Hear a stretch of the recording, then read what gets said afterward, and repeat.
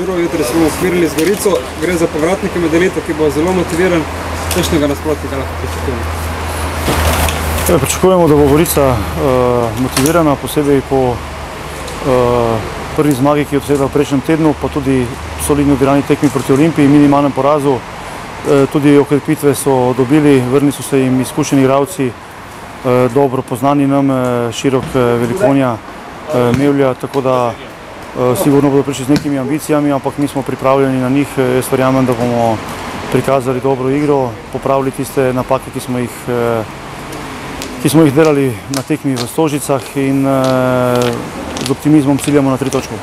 Gre za 6. kolo prve lige, smo zadovoljni z dosedanjim izkupičkom in kakšno bo treba imeti to tekmo jutri?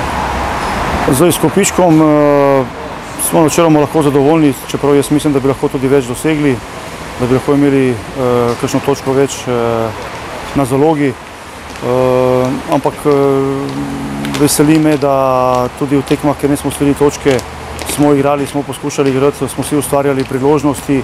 Mislim, da je to prava pot in verjamem, da bomo v tej smeri nadaljevali in da z optimizmom, kot sem rekel, si želimo in gremo v tekmo, da osvojimo vse 3 točke.